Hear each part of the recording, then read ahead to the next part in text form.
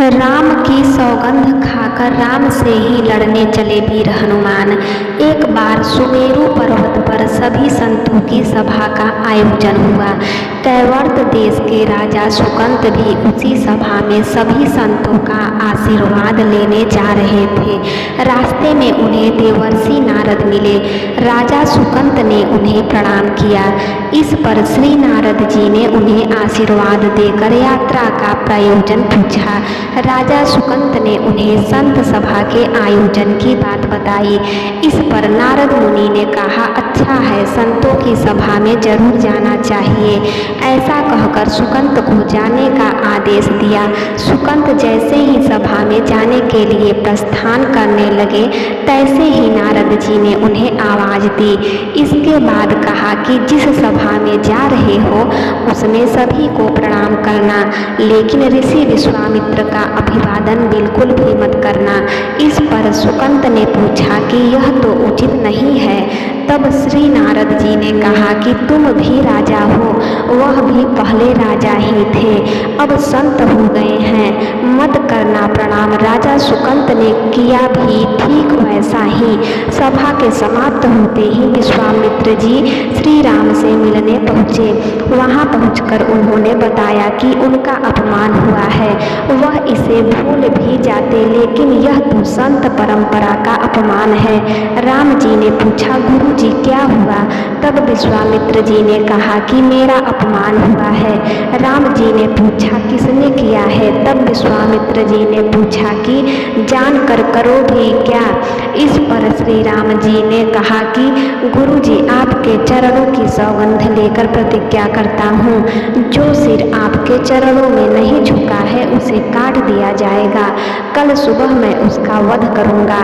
श्री राम की इस सौगंध का जैसे ही राजा सुकंत को पता चला, वह नारद मुनि को ढूंढने लगे। काफी देर तक वह परेशान रहे, लेकिन नारद मुनि उन्हें मिल ही नहीं रहे थे। व्याकुल होकर जब वह रोने लगे, तब नारद जी प्रकट हुए। सुकंत ने हाथ जोड़कर उन्हें सारी बात कह सुनाई, साथ ही प्राणदान की विनती की।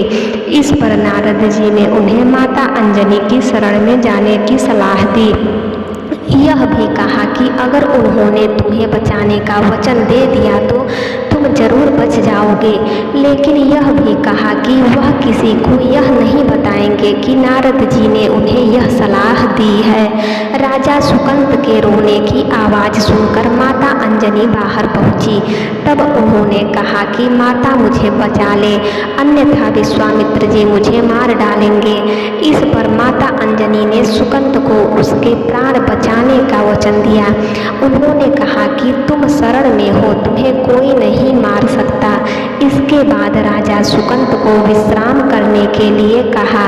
शाम ढले जब हनुमान जी माता अंजनी के पास पहुँचे तो उन्होंने सारी बात बताई, लेकिन सुकंत को बुलाने से पहले पवन सुत से सौगंध लेने को कहा। तब श्री हनुमान जी ने कहा कि वह श्री राम के चरणों की सौगंध लेते हैं कि वह सुकंत के प्राणों की रक्षा करेंगे। तब माता अंजनी ने राजा को बुलाया। हनुमान जी ने पूछा, कौन तुम्हें मारना चाहता है? तब सुकंत ने बताया कि श्री राम उन्हें मार डालेंगे। इतना सुनते ही माता अंजनी हैरान रह गई। उन्होंने कहा कि तुमने तो विश्वामित्र जी का नाम लिया था। तब राजा ने कहा कि नहीं, वह तो मरवा डालना चाहते हैं, लेकिन मारेंगे तो राम ही। हनुमान जी ने राजा सुकंद को उनकी राजधानी में छोड़ा और श्री राम के दरबार में पहुँचे। वहाँ पहुंचकर उन्होंने राम जी से पूछा कि वह कहाँ जा रहे हैं। तब मर्यादा पुरुषोत्तम ने बताया कि वह राजा सुकंत का वध करने जा रहे हैं। तब हनुमान जी ने कहा, प्रभु उसे मत मारिए। राम जी ने कहा कि वह तो अपने गुरु की सौगंध ले चुके हैं, अब पीछे नहीं हट सकते। हनुमान जी ने कहा, प्रभु मैंने उसके प्राणों की रक्षा के लिए अपने इष्ट देव यानी कि आपकी सौगंध ली है। तब राम जी कहते हैं कि ठीक है, तुम अपना वचन निभाओ, मैं तो उसे मारूंगा। हनुमान जी ने राजा सुकंत को लेकर पर्वत पर पहुँचे और राम नाम का कीर्तन करने लगे। उधर राम जी राजा सुकंत को मारने के लिए उनकी राजधानी पहुँचे, लेकिन वह नहीं मिले तो वह उन्हें ढूंढते हुए पर्वत पर पहुँचे। वहाँ हनुमान राम मंत्र का जप कर रहे थे। राम जी को देखते ही सुकंत डर गए। उन्होंने कहा कि अब तो राम जी उसे मार ही डालेंगे। वह बार बार हनुमान जी से पूछता कि बच जाएंगे क्या हम। तब उन्होंने कहा कि राम मंत्र का जप करते रहो और निश्चिंत रहो, भगवान नाम पर पूरा भरोसा रखो। लेकिन वह काफ़ी डरे हुए थे, तो हनुमान जी ने सुकंत को राम नाम मंत्र के घेरे में बिठा दिया। इसके बाद राम नाम जपने लगे। राम जी ने राजा सुकंत को देखकर जब बाण चलाना शुरू किया तो वह राम नाम के मंत्र के आगे विफल हो जाते। राम जी हताश हो गए कि क्या करें। यह दृश्य देखकर श्री लक्ष्मण जी को लगा कि हनुमान जी भगवान राम को परेशान कर रहे हैं, तो उन्होंने स्वयं ही हनुमान जी पर बाण चला दिया। लेकिन यह क्या, उस बाण से पवन सुत के बजाय श्री राम मूर्छित हो गए। यह देखते ही लक्ष्मण जी दौड़ पड़े और देखते हैं कि बाण तो हनुमान जी पर चलाया था, लेकिन मूर्छित राम जी कैसे हो गए। तब उन्होंने देखा कि पवन सुत के हृदय में तो श्री राम बसते हैं। राम जी जैसे ही होश में आए वह हनुमान जी की ओर दौड़े। उन्होंने देखा कि उनकी छाती से रक्त बह रहा है। वह हनुमान जी का दर्द देख नहीं पा रहे थे। वह बार बार उनकी छाती पर हाथ रखते और आंखें बंद कर लेते। पवन सुत को होश आया तो उन्होंने देखा कि राम जी आंखें बंद करके हनुमान जी के छाती पर बार बार हाथ रखते हैं, फिर हनुमान जी के सिर पर हाथ फेरते हैं। तब पवन सुत ने सुकंत को पीछे से निकाला और उसे अपनी गोद में बिठा लिया। तभी राम ने फिर से हनुमान जी के माथे पर हाथ फेरा, लेकिन इस बार वहाँ पवन सुत की जगह राजा सुकंत थे।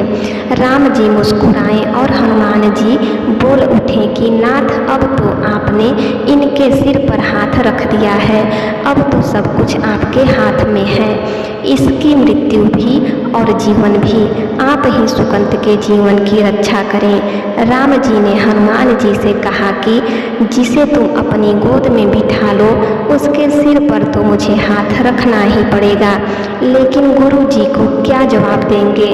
तभी हनुमान जी को विश्वामित्र जी सामने से आते दिखाई पड़े। उन्होंने राजा सुकंत से कहा कि जाओ, तब प्रणाम नहीं किया तो क्या हुआ, अब कर लो। राजा ने दौड़कर विश्वामित्र जी का अभिवादन किया। वह भी प्रसन्न हो गए और बोले, राम, इसे क्षमा कर दो। मैंने इसे क्षमा कर दिया, क्योंकि संत का काम मिटाना नहीं बल्कि सुधारना होता है। यह भी सुधर गया है। उन्होंने सुकंत से पूछा कि संत का सम्मान न करने की सलाह तुम्हें किस कुसंग में मिली। राजा सुकंत विश्वामित्र जी से कुछ कहते कि इससे पहले नारद मुनि प्रकट हो गए। उन्होंने सारी घटना कह सुनाई। तब विश्वामित्र जी ने पूछा कि नारद, तुमने ऐसी सलाह क्यों दी। तब नारद जी ने कहा कि अक्सर ही लोग मुझसे पूछते थे कि राम बड़े या राम का नाम बड़ा, तो मैंने सोचा कि क्यों न कोई लीला हो जाए कि लोग अपने आप ही समझ ले कि भगवान से अधिक भगवान के नाम की महिमा है। जय श्री राम।